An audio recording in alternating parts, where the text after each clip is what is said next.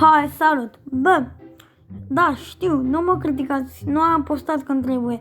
Adică trebuia să postez pe 3 decembrie, dar postez pe 29 decembrie. Dar n-am avut timpul să filmez, să editez, să înregistrez, iar acum am găsit. Așa că, haide să dăm drumul la Q&A. Primul este user care mă întreabă, câți ani ai? Bă, sincer, am 13 ani. Al doilea zice, ce culoare ai la ochi? Nu știu ce a vrut să zică, dar am ochii verzi. Al treilea zice, care a fost cea mai plăcută experiența ta? Bă, sincer, când mi-am luat PS5, adică acum 3 zile. Al patrulea mi-a pus mai multe întrebări și acesta este Aleicu, adică un YouTuber. Câți ani ai? Am mai răspuns, am 13 ani. A doua întrebare tot de la el, cum am spus, cum ai ales să faci povești?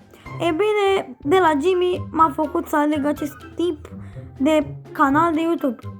Jimmy și Aleu, cum să zic eu.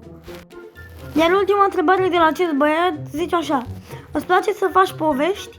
Normal că îmi place, doar că nu prea am timp, dar de anul viitor voi încerca să fac povești foarte multe, calitative și mai lungi. Al cincelea este și un prieten. Îți place de cineva? Bă, nu-mi place, dar când eram mic, eram mare gagicar. Bă, sincer, cred că ne vedem fix de Revelion cu o poveste nouă, dacă nu ne vedem anul viitor. Pa!